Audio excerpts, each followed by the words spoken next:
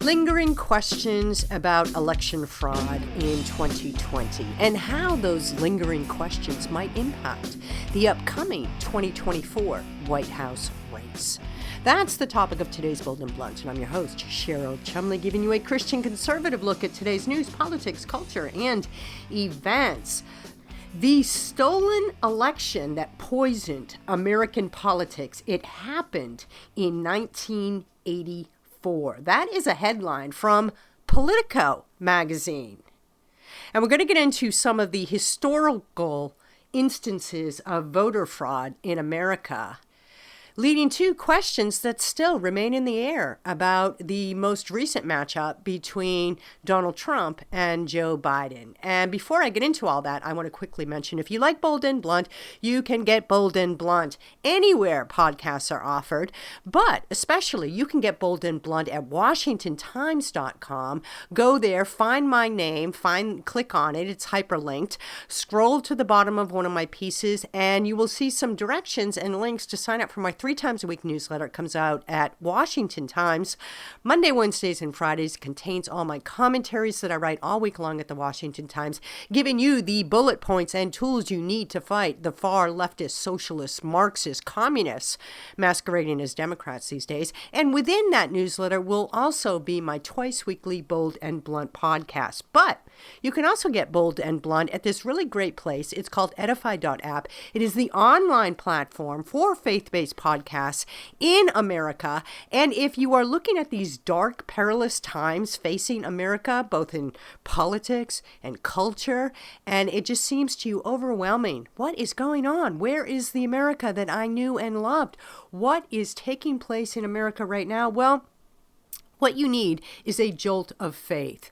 And in addition to going to church and reading the Bible every day, like I know you do, and praying and getting your prayer warrior on, like I know you do, how about checking out some of the faith-based podcasts out there? Bold and Blunt is, of course, my particular podcast of preference, but go ahead, check out all the other ones on edify.app. I'm sure you will find a vast selection to bolster your faith. The stolen election that poisoned American politics, it happened in 1984. How dramatic, right? Especially from a outfit like Politico magazine. The 1984 race for Indiana's bloody 8th, and this is the subheadline, the summary from Politico, trained a generation of politicians in the scorched earth tactics of recounts. Its legacy lives on in Trump's stop the steal rhetoric. Well, guess what? Before that, there was the famous hanging Chad, George Bush, Al Gore face-off that just stalled the nation with all eyes trained on Florida's recount for many years during that particular White House race. And you know what? You go back in history in America, and Donald Trump is not the first one out there in the political world to allege fraud occurred in an election. And guess what? I don't want to shock you, but fraud has occurred in America's elections. I know that there are some out there that just, what? Fraud?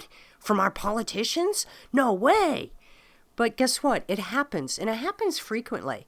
It probably happens a lot more frequently than we know about it, because those are, of course, the successful cases of fraud, where ballot boxes are stuffed, or ballots that are legally filed are illegally removed, or some other type of fraud or corruption occurs where votes are changed. And whether or not those actual instances of fraud that we don't know about actually have resulted in changed outcomes of elections, that's something that will be a question mark. We won't know until we've moved on from this world and gone on to heaven, where we know all and all secrets have been exposed, right? But we do know that in American history, there have been many, did I say many? Just in case I didn't, many cases of outed, proven election fraud. Something that I bring to your attention because so many, oh so many it seems like in the United States, not just Democrats, not just leftists, not just loons, not to be redundant, but also some in the Republican Party just want Donald Trump to go away, stop talking about election fraud. I remember Donald Trump was talking about election fraud before he even came into office, and he was talking about the need to reform. And there were Republicans in leadership that were saying, quiet down, stifle, don't talk about this. It doesn't happen, nothing to see here, go home, folks. But you know what? He's right. Whether you believe Donald Trump lost the White House in 2020 due to a fair election, or whether you believe Donald Trump had the election stolen from him by nefarious means, meaning election fraud, and rightly he should be in the White House, isn't so much the point here as it is to acknowledge that in America, election fraud is a very real thing.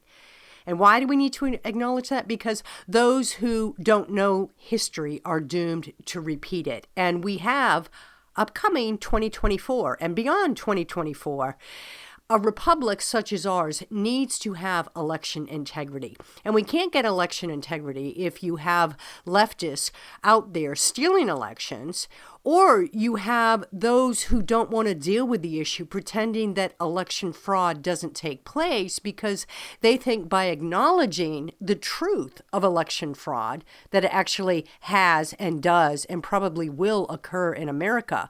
They think that by that very acknowledgement that it weakens our election system and our electoral integrity is crumbled. So there's a valid point that it's a valid idea to say that if we constantly uncover every election evidence of election fraud, that soon enough, the idea of voters going to the polls with any sort of sense of truthful outcomes will be diminished. And that will lead to voters staying home and not voting. And that will lead to a crumbling of our system. And that will lead to a banana republic. But you can't deal with a problem by pretending a problem doesn't exist. So let's read for a second from this political piece. This week, the writer Michael Kruse wrote in January of 2023, this week, 38 years ago, in the first official act on the first official day of the 99th Congress, the Democrats in power did something nearly unprecedented in the history of the House of Representatives. Speaker Tip O'Neill started to swear in the members, old and new, and House Majority Leader Jim Wright spoke up to stop him. I object, he said, to the oath being administered to the gentleman from Indiana, meaning to Rick McIntyre, the Republican who had arrived at the Capitol with a certificate from the Indiana Secretary of State saying he had beaten in the 8th District the incumbent Democrat, Frank McCloskey, all by just 34 votes. This development drew from some of the Republicans in the room a murmur of boos and discontent. And I base this, Wright went on, upon facts and statements which I consider to be reliable, end quote.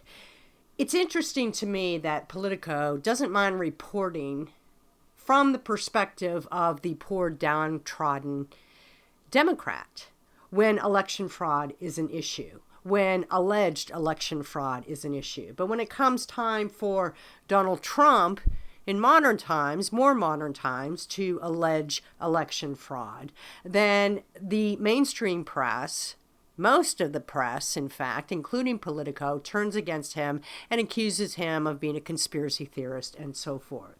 Look, it's not just election fraud that's real when there's a Democrat candidate at the helm. Stacey Abrams, Georgia, doesn't concede, right? Al Gore, year 2000, doesn't concede, alleging election fraud, alleging election was stolen from him, right? The media, when it's a Democrat that alleges election fraud, is always there to support the Democrat, is always there to say, yes, we must take down these dastardly Republicans who have stolen the election from these poor, vulnerable, victimized Democrats. The media is always there to lend a hand to any Democrat who cries about election fraud. But when Republicans do it, it's, oh, conspiracy theory. Oh, there go those Republicans again. They just want to mount a rebellion against the law and order Democrats in this nation. I want to read you this from the Journal of American History. It was penned or published in September 2001 by Oxford University Press, written by Mark Walgren Summers.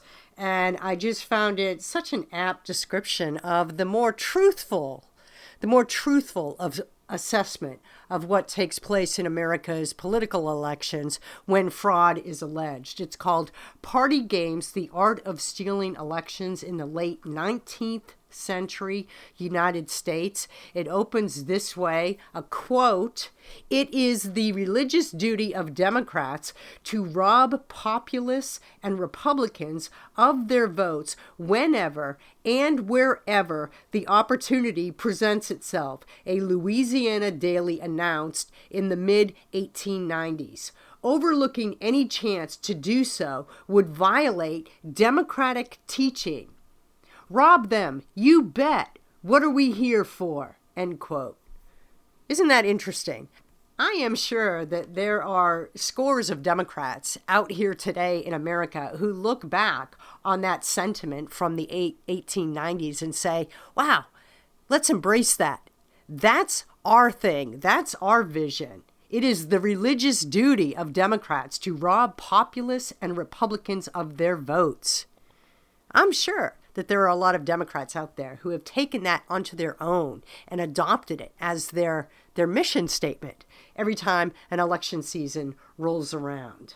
And meanwhile, they cry afoul whenever real instances of election fraud crop up that show Democrats were the ones committing acts of fraud. Most Republicans, Pointer.org, the fact-checking site, reports, still falsely believe Trump's stolen election.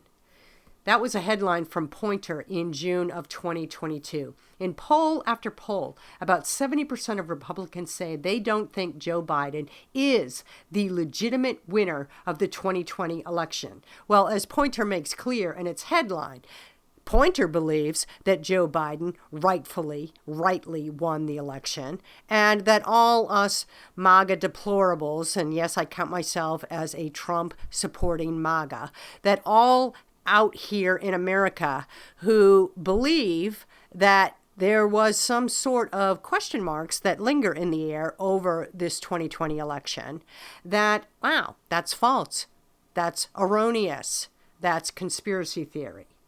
But as Pointer itself points out, in poll after poll, about 70% of Republicans say they don't think Joe Biden is the legitimate winner of the 2020 election.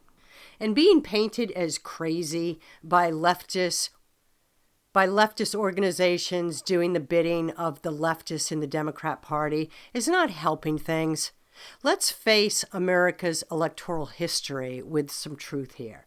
The Heritage Foundation keeps a pretty accurate and updated database of actual election fraud instances across the country, not just allegations, but things that have been proven in court. And they find 1,412 instances of voter fraud in America, 1,219 of which have resulted in criminal convictions, 48 in civil penalties.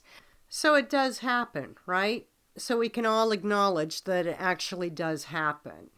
That's not the same as saying that it happens or that people believe it happens to the point where election results are completely overturned.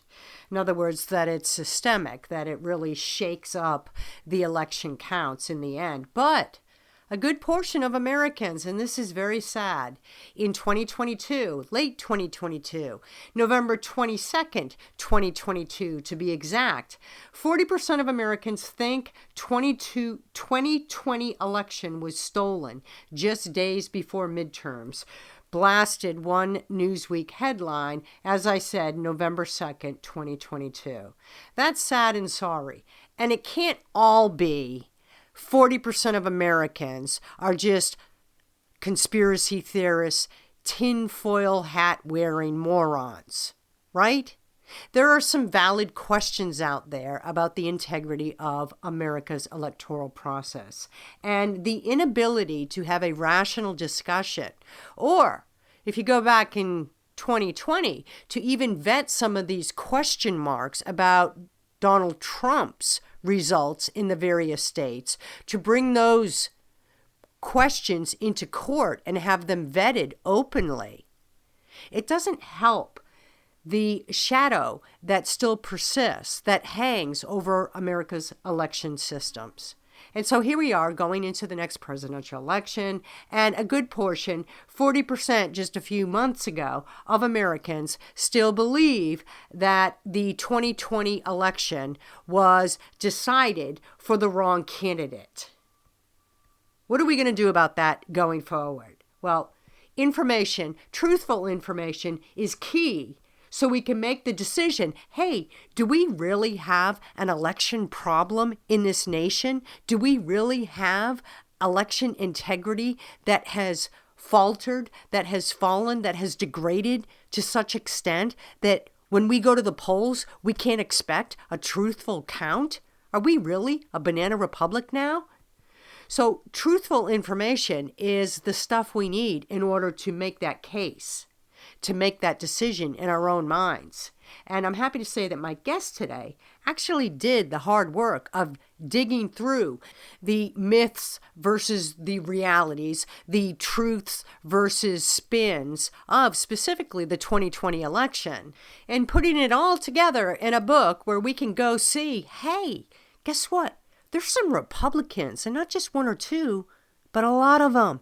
There are a lot of Republicans out there who are allowing tacitly or openly the fraudulent count of our ballots, the Democrat takeover of our election systems, and the corrupting of our electoral process. Democrats, we already know, they're willing to do whatever it takes to win politically, right? That's their God. That's what they live for. But Republicans, it's a little bit more unexpected when that happens. But those are the ones that we really need to know about, right?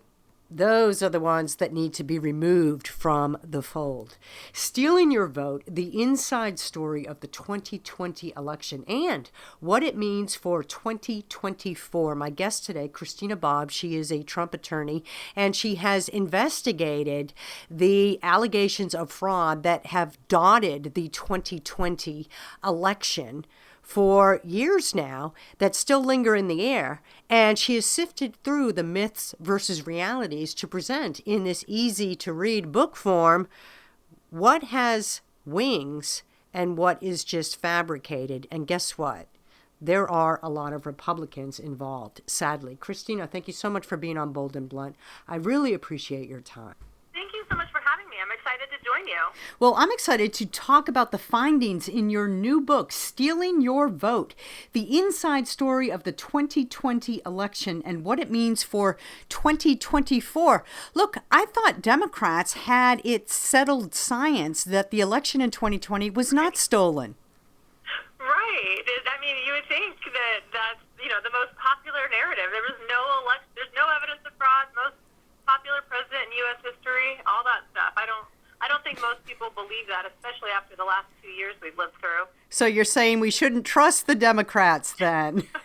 All right. Right, or the Republicans for that matter. I mean, the way I like to describe it, the book is really my investigation into what happened as a reporter, investigative reporter, into what happened in 2020. And really the conclusion I came to was that Democrats cheated and Republicans covered it up. And it's an ugly cocktail of cowardice and corruption between Republican cowards and Democrat corrupt politicians, and that's what we're working to clean up right now.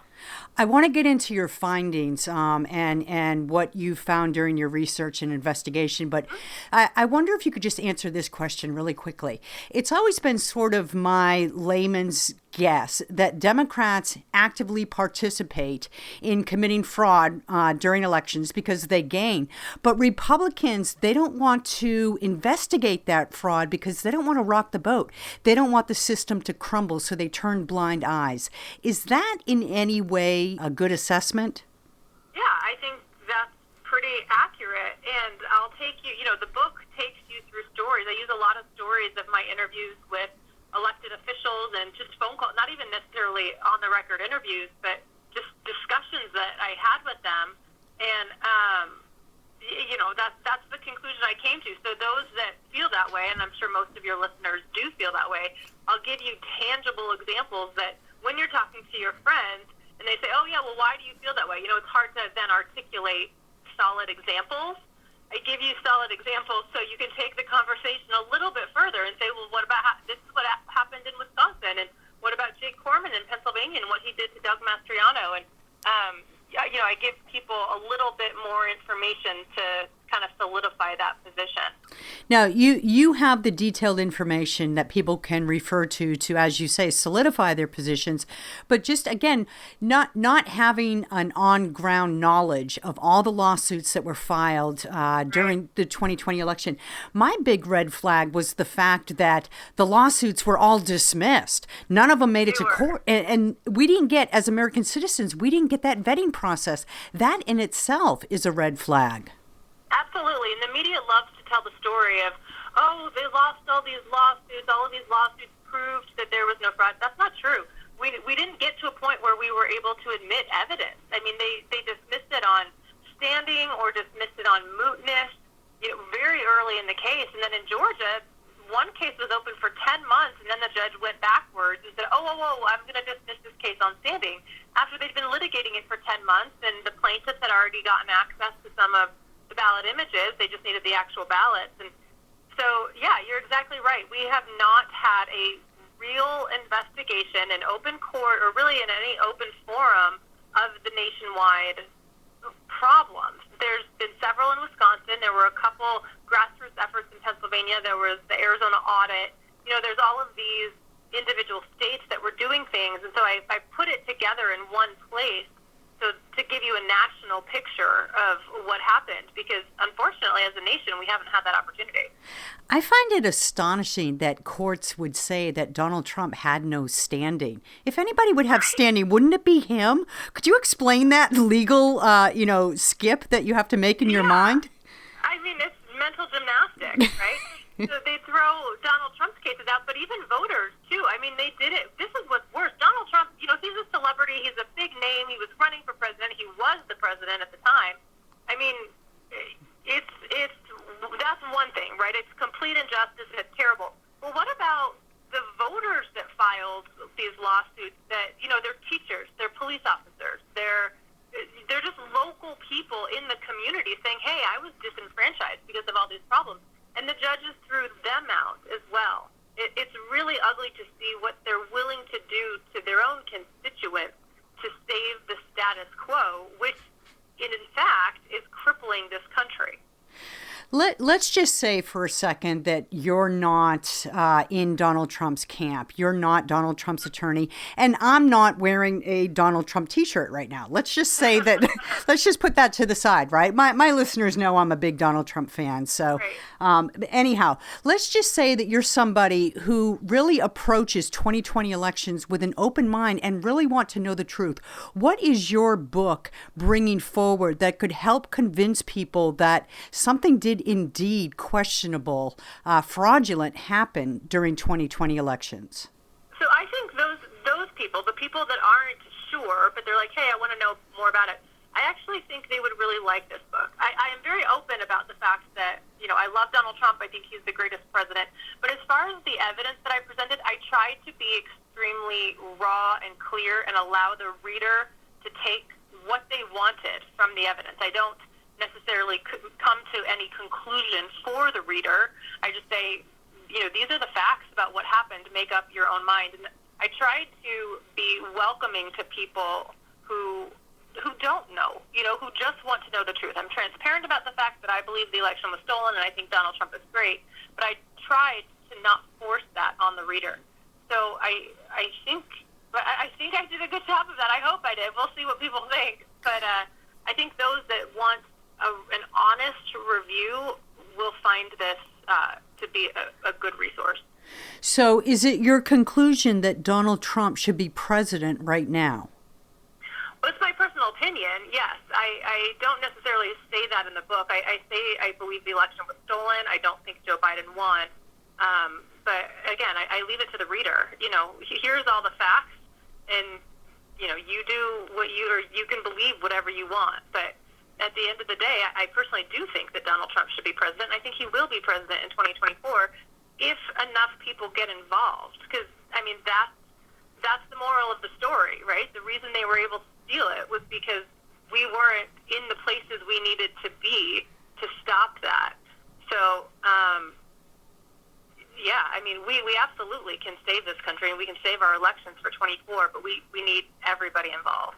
See, that's where I'm at right now, Christina, is I'm wondering, I'm looking ahead to 2024, and let's just say that I agree Donald Trump should be president.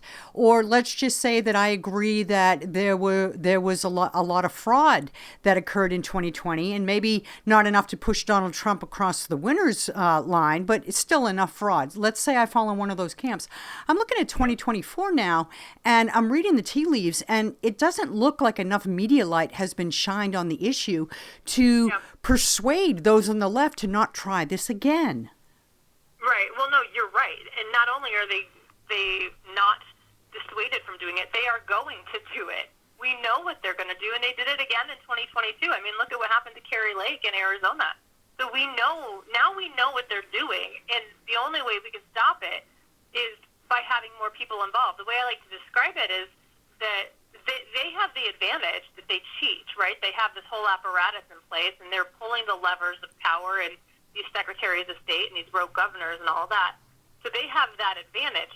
Our advantage is that we vastly outnumber them. There's many, many more of us than there are of them, and that's what we have to use to our advantage. We have to have our mass numbers involved just to overwhelm their cheating so that they can't do it. I mean, that, unless somebody else knows another way, I don't know. I mean, that's our advantage, is that there's many, many more of us. The problem is, and you probably have some level of frustration with this too, is that Democrats, especially the last few years, my gosh, they have been bold about their evil, wicked intents, and they have no shame when they're outed for their deceptions. And Republicans, conservatives by and large, still want to stand on polite principles. They don't want to get in the mud and so forth. That's why Donald Trump was so great, because he wasn't afraid to get in the mud. But there are still a lot of Republicans that do not like Donald Trump because he did that. So how are we going to fight effectively when half of conservatives in America still don't see the battle for what it is? I think every day that Joe Biden is in office, more and more people are seeing it. I mean, we saw the World Economic Forum recently where they openly touted that their mantra is by 2030, you will own nothing and be happy. I mean, how can any freedom-loving American hear that and think it's appropriate? And that's what our establishment has aligned with. It's not okay. And so I think every day more and more people are waking up. But in reality, I think the vast majority of Americans do want Donald Trump in office. Whether they openly support him or not, they know that he will root out this corruption. I don't think the question is whether Donald Trump will be popular enough to win enough votes. I think Donald Trump is hands down the most popular president in American history and will remain that way. I think the question is, are they going to steal it again, right? The only way, in my opinion, the only way Donald Trump would lose the 2024 election is if they stole it again. In a head-to-head race with anyone, in a fair fight, Donald Trump will crush everybody. So that's what we have to do, is we have to prevent fraud. We have to prevent theft to make sure that we have a fair election. So is it just a matter of more conservatives getting involved on the ground electoral process? Is that one of the solutions, or how do you see this playing out? So there's several things that need to take place, but that's a big one, and that's the one I like to stress because that gives something that's something people can do, right? I don't like talking about this problem and then leaving the listener or the viewer to go, okay, well, what am I supposed to do about it? Right. So what you're supposed about it, dear viewer or listener, is get involved. Volunteer at your local GOP or your county or your state GOP, or if you don't like that group, there's a lot of grassroots efforts that have popped up in the last couple years to work on this issue. If there's not one in your area, start one. I go through in the book, several organizations and groups that have been great to give people ideas of what they can do in their local area. So get involved. On the other end, we have to work on legislation, correcting the legislation and cleaning that up and making sure that the people in office are actually doing what the constituents want. Now, constituents can help with that. You can have phone banks and, calling your neighbors and telling your neighbors that they need to call their local official and call your congressman and all of that, use your voice. So there's different ways to get involved and make a difference, and we need to do all of it. And part of it is informing yourself, right? Which Stealing Your Vote, your book on the issue should help educate voters to what went on and what they can do to fight that it won't happen again. But I wonder, during your research, during your investigation, are there any Republicans that come to mind that perhaps Americans don't know are standing on the wrong side of this election reform? We all know the Mitt Romneys and when John McCain was alive, the John McCains, but are there any Republicans you'd like to point to specifically? Oh, sure. I've that's like half the book. Well, that's worth the money right there. Yeah, I give you all the dirty details of the Republicans that stood in the way of these investigations. The one that comes to mind right away is Robin Vos, the Speaker of the Assembly in Wisconsin. And I'm not convinced he's lawfully elected. I explained the story of his election and how he miraculously came from behind and tripled the voter turnout in this tiny little district in Wisconsin. The story is, makes you scratch your head and go, something's not right with that. But it's a lot of local leaders. You've got Jake Corman. He was the president of the Senate in Pennsylvania. He works overtime to block an audit in Pennsylvania. He's a Republican. I don't know if you're familiar, your listeners are familiar with Michael Spitzer Rubenstein, the Democrat operative who was flown into Green Bay to run the Green Bay, Wisconsin, given the city of Green Bay ID and all of that, basically ran the election, then flew back to New York.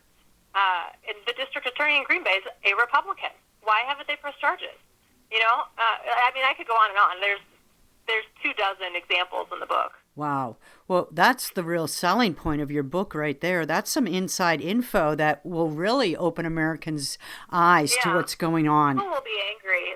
If you're a conservative and you live in Arizona, Wisconsin, Michigan, Pennsylvania, Georgia, any of the contested states, and you see what the Republicans did in your state, it will make you very, very angry. Unbelievable. Well, Christina, I know we just we're out of time, so just wrap up by answering this one question. Knowing what you know about the election process, give a serious indication of what you think Donald Trump's chances truly are in 2024. Well, I believe that Donald Trump will win in 2024. I wouldn't be doing this job if I didn't believe that. That said, I'm aware it's going to be very, very difficult, but I think we will do it. The only way we can do it, meaning we, the Trump campaign, the only way the Trump campaign can have a winning campaign is if everybody gets involved. We need everybody that's listening to this broadcast right now to get involved in some way. And as the campaign gears up, we're going to be doing more grassroots efforts, and I just want to see a lot of people involved, because that's how we block the fraud.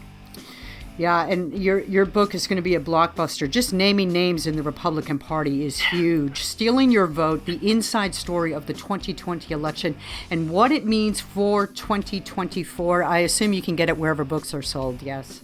Yes, ma'am. All right. Well, Christina Bobb, thank you so much for writing this book, taking the time to come on Bold and Blunt, and thank you for your work with Donald Trump. Thank you so much. I appreciate it, and I appreciate the opportunity to come on your show. Something to think about going forward, going into the next presidential election. Look, nobody wants to think that America is rife with fraud in its electoral process, but we have to face facts, right? People are people, and throughout history there has been corruption in politics, including the electoral process. I want to thank you for listening. I want to remind you, if you like Bold and Blunt, You can get Bold and Blunt at edify.app, the online platform for your faith-based podcasts, or, of course, at washingtontimes.com. Tune in next time, and in the meanwhile, stay blunt, stay bold.